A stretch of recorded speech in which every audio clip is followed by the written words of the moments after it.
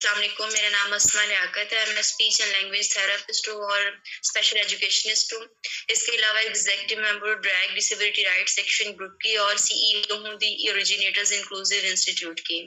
वालेकुम नाजरीन, voice of happiness के एक और इंटरव्यू सेशन के साथ मैं हूँ आपकी मेजबान फतीहा अशरफ और आप सबको इस प्लेटफॉर्म पे वेलकम कहती हूँ। नाजरीन, आज जो मेहमान हमारे साथ मौजूद हैं वो है मिस अस्मा लियाकत, जो कि एक स्पीच एंड लैंग्वेज थेरेपिस्ट है। इनसे बात करते हैं और पूछते हैं कि इनकी जिंदगी में कामयाबी का राज क्या है और इनकी जिंदगी में इनके वालिदैन ने इनको कितनी सपोर्ट की। आम बातों को डिस्कस करते हैं इस इंटरव्यू में। क्वेश्चन आपसे है कि इस इंस्टीट्यूट को बनाने का पर्पस क्या था आपका? फर्स्ट ऑफ ऑल ये कि फैसलाबाद में इंस्टीट्यूट की काफी ज्यादा कमी है और क्योंकि हम देख रहे थे कि डिसेबिलिटी का रेट जो है डे बाय डे काफी इंक्रीज हो रहा है, खास तौर पे स्पीच के प्रॉब्लम के साथ बड़े बच्चे आ रहे हैं, तो उसमें जरूरत अभी भी जरूरत है कि और भी इंस्टीट्यूट्स बने।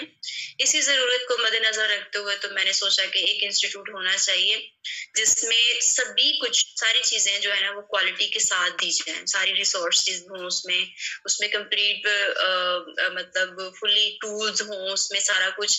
तो मेरा एम यही था कि मतलब कम काम करना लेकिन क्वालिटी बेस्ड काम करना है। इस इंस्टीट्यूट में क्या रोल है? मेरा बेसिकली मैं बाय प्रोफेशन तो साइकोलॉजिस्ट हूँ, लेकिन के जब से ये इंस्टीट्यूट स्टार्ट हुआ है तब से हम लोग कनेक्टेड हैं आपस में। तो मैं यहाँ की एग्जीक्यूटिव मेंबर भी हूँ और बिहेवियर थेरेपिस्ट भी हूँ। तो अब ये है कि यहाँ पे जैसे हम लोग बच्चों को बेसिक लाइफ स्किल्स सिखाते हैं, पहले तो मैनेजमेंट में कुछ रोल था जी। अब ये है कि बच्चों को जैसे हम लाइफ स्किल्स वगैरह सिखाते हैं और सारा तो उसमें बिहेवियर मैनेजमेंट का जो एरिया होता है वो मेरे पास होता है। इंस्टीट्यूट बनाया तो इसमें जो है वो आपके वालिदैन ने आपको कितनी सपोर्ट की, उनका क्या रोल था? पेरेंट्स की सपोर्ट के बगैर एक लड़की बिल्कुल कुछ भी नहीं कर सकती है और ये इंस्टीट्यूट बनाने में जो सबसे इम्पोर्टेंट रोल है ना उसमें मेरे फादर मिर्जा लियाकत अली उनका है। और इवन दैट कि वो इस फील्ड से नहीं है, वो इंजीनियर हैं, लेकिन उन्होंने मुझे इतना सपोर्ट किया हर मामले में। जहां जहां मैं डिसार्ड हुई कि शायद ये नहीं हो सकता, कोविड था, कोविड में बड़े इश्यूज थे, रेंट पे करना था लेकिन मतलब हमारी उस तरह से इनकम नहीं हो रही थी, लेकिन पूरा ईयर मेरे फादर ने इसका खुद से रेंट पे करके और फुली सपोर्ट किया, दिन रात सपोर्ट किया, अभी तक कर रहे हैं। सबसे ज्यादा रोल जो है उन्हीं का है। ऑब्वियसली मेरी मदर की दुआएं साथ हैं, उनकी सपोर्ट है। आपका एक्सपीरियंस कैसा रहा इंस्टीट्यूट के साथ? आप अपना एक्सपीरियंस शेयर करें।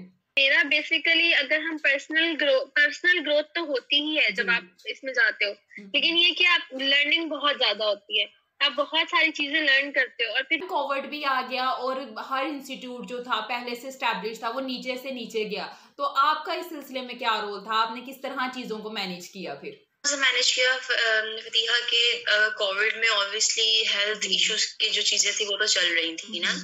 अब जिस तरह बिहेवियर के इश्यूज के साथ बच्चे होते हैं, स्पीच के इश्यूज के साथ बच्चे होते हैं, या फिर फिजिकल इश्यूज के साथ बच्चे होते हैं, उनकी फिजियोथेरेपी, स्पीच थेरेपी और बिहेवियर थेरेपी ये चल रही थी। तो हमने बड़ी एहतियात के साथ जो जितने भी सारे एसओपीज उनको फॉलो करते हुए बच्चों के 1-to-1 सेशन जो कंटिन्यू रखे, उसमें पेरेंट्स की भी यही डिमांड थी कि अगर बच्चों की ऑब्वियसली जब बच्चे एक दिन ऑफ पे जाते ना, अगले दिन बच्चे को कोई ना कोई बिहेवियर भूल के आते हैं, तो हम उस मद्देनजर रखते हुए हमने 1-to-1 सेशन जो है ना वो कंटिन्यू रखे।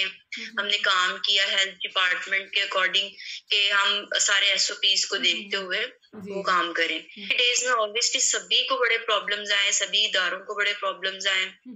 मोस्टली इदारे उन्होंने बिल्कुल भी बंद करके यहाँ जो रेंटेड बिल्डिंग थी वो भी वापस कर दी कि जब दोबारा कोविड खत्म होगा तो हम करेंगे। लेकिन वो मुश्किल हालात थे, हमारे लिए भी बहुत मुश्किल था कि इसका बिल्डिंग्स का रेंट पे करना या स्टाफ को सैलरीज पे करना, लेकिन हमने ये कंटिन्यू रखा कि अगर यही हमारा स्टार्ट था, जैसे ही इस इंस्टीट्यूट को हमने ओपन किया ना साथ ही कोविड स्टार्ट हो गया। मैम, आप इस फील्ड में आई है, ये आपका अपना इंटरेस्ट था या किसी के देखा देखी? ना गए अब क्रेज है इस फील्ड का। पहली तो चीज ये कि जब हमारी फैमिली खास तौर पे मेरी ननियाल फैमिली में कजन मैरिजेस का काफी ज्यादा उसमें रोल है, तो हर फैमिली में एक डिसेबल बच्चा, तो मैं बचपन से देखती आती थी कि डिसेबिलिटी के साथ कुछ बच्चे हमारी अपनी भी फैमिली में हैं लेकिन उनका क्या होता है, उनकी एजुकेशन नहीं होती या उनको किस तरह से किया जाता है।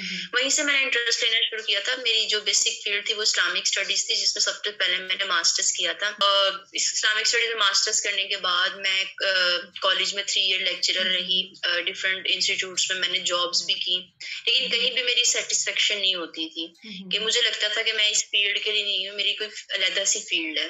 देन जब मैंने स्पेशल एजुकेशन में मास्टर्स किया, फिर एमएड किया, फिर एमफिल किया, फिर स्पीच लैंग्वेज थेरेपी में जो पीजीडी किया, उसके बाद जो इनर सेटिस्फेक्शन है वो इन बच्चों के साथ बढ़ती गई और अब तो इस फील्ड का क्रेज है। आपका माशाल्लाह से नाम पूरे फैसलाबाद में भी है, आउट ऑफ सिटी में भी है। जहाँ पे शोहरत होती है वहाँ पे मुखालफत भी होती है, तो आप अपने मुखालफिन को कैसे हैंडल करती हैं? अब मुखालफत को हैंडल करने का सबसे ज्यादा जो बेहतरीन तरीका होता है वो खामोशी होता है, क्योंकि अगर हम भी उनको उसी तरह से जवाब देंगे तो ऑब्वियसली फिर वो, हमारा मजहब इस चीज की इजाजत नहीं देता है कि उनको उसी तरह से जवाब दिए। खामोश रहा जाए तो मेरे ख्याल में ज्यादा बेहतर है। और एक और चीज के मैंने मुखालफत बहुत ज्यादा फेस की है, बहुत ही ज्यादा, और किसी भी लेवल को तक पहुंचने के लिए ना मुखालफिन तो होते ही हैं, और अगर उन मुश्किलात में अच्छे तरीके से खड़े रहे इंसान तो मेरे ख्याल में वो आगे जा सकता है। वैसे भी हजरत अली का कौल है कि मुश्किलात हमेशा बेहतरीन लोगों के हिस्से में आती हैं, और वो बेहतरीन लोग इसलिए होते हैं कि वो उन मुश्किलात से निकलने का हल भी ढूंढ लेते हैं खुद से। तो मुखालफत बहुत ज्यादा हुई है, बहुत बार मैंने बैकफुट जाने की कोशिश की है, लेकिन सिर्फ मेरे फादर ने सपोर्ट किया। उन्होंने कहा बैकफुट नहीं होना, इसको आगे लेके जाना, मेहनत करनी है आपने। आप फर्स्ट डे से ही इस इंस्टीट्यूट के साथ है, तो आपका एक्सपीरियंस कैसा रहा? आपको क्या लगता था कि इंस्टीट्यूट जो है वो बहुत जल्दी बुलंदियों पे जाएगा? जिस तरह से काम होता है, जिस तरीके से सारी चीजें मैनेज और बैलेंस हो रही थी, तो वो तो आइडिया था कि अभी भी बहुत आगे इंशाल्लाह ये विद टाइम ग्रो करता रहेगा। बिहेवियर थेरेपिस्ट हैं, तो हमारे यहाँ पे मेडिकेशन का ही कॉन्सेप्ट है। पेरेंट्स कहते हैं बस बच्चों को दवाई दें और ठीक हो जाए, तो आप इस सिलसिले में पेरेंट्स को कैसे सेटिस्फाइड? यूजुअली ऐसे करती हूँ कि पेरेंट्स को डायरेक्टली ये नहीं कहती कि बस आप मेडिसिन छोड़ दें, क्योंकि वो एक बच्चे के लिए भी ठीक नहीं है और पेरेंट्स सेटिस्फाई बिल्कुल भी नहीं होंगे इस चीज से। तो हम लोग जैसे हम लोग बच्चों के साथ करते हैं, बिहेवियर थेरेपीज होती है, ऐसे ही हम जब भी पेरेंट्स से इंटरेक्ट करते हैं तो हम उनकी काउंसलिंग कर रहे होते हैं इनडायरेक्टली।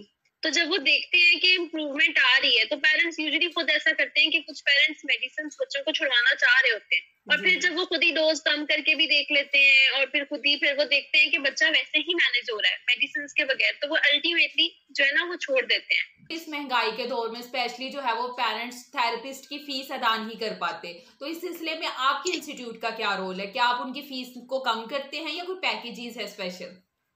प्राइवेट इंस्टीट्यूट है, सेल्फ बेस्ड है, जिसमें कोई फंडिंग वगैरह का रोल नहीं है, लेकिन इसके बावजूद दी ओरिजिनेटर्स इंक्लूसिव इंस्टीट्यूट में किसी को भी इनकार नहीं है कि आपका बच्चा यहाँ पे थेरेपिस्ट नहीं ले सकता फीस की वजह से।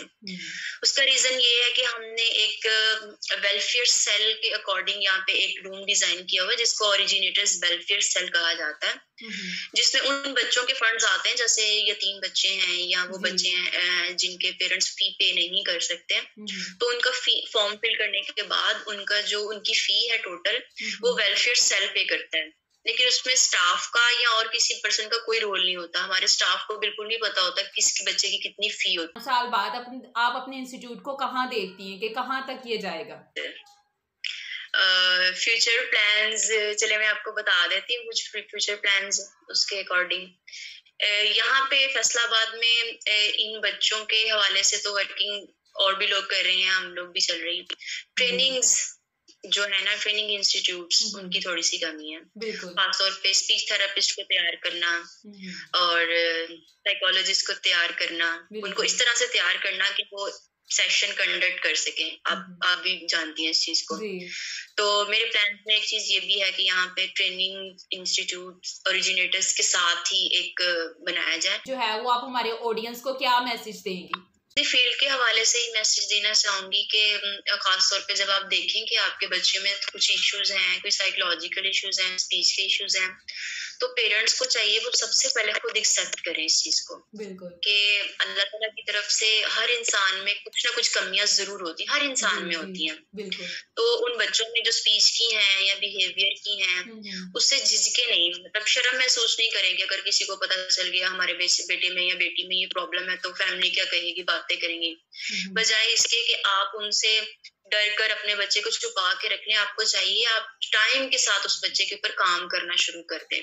स्पीच के बहुत सारे ऐसे इश्यूज हैं जिनके 100% थेरेपिस्ट जो हैं वो उनको कंट्रोल कर लेती हैं। अगर डिले स्पीच के साथ बच्चे हैं, आर्टिकुलेशन के साथ बच्चे हैं, स्टैमरिंग के साथ बच्चे या बड़े हैं, तो उनको छुपाए नहीं बच्चों को। मेरे पास मोस्टली यही चीजें देखने में आई हैं कि पेरेंट्स खुद भी एक्सेप्ट नहीं करते और आके बस थोड़े से इशू बताते हैं, अदरवाइज बच्चे के इशू थोड़े बड़े होते हैं।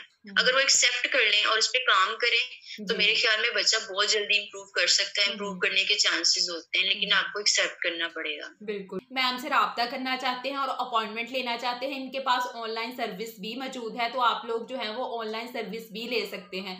अपने बच्चों के बेटर फ्यूचर के लिए उनकी थेरेपी जरूर करवाएं। उम्मीद करती हूँ ये इंटरव्यू उन लोगों के लिए बहुत ज्यादा मुफीद होगा जो स्पीच थेरेपिस्ट या किसी भी बिहेवियर थेरेपिस्ट के इशू में होंगे। अपना बहुत सा ख्याल रखिएगा। अल्लाह हाफिज।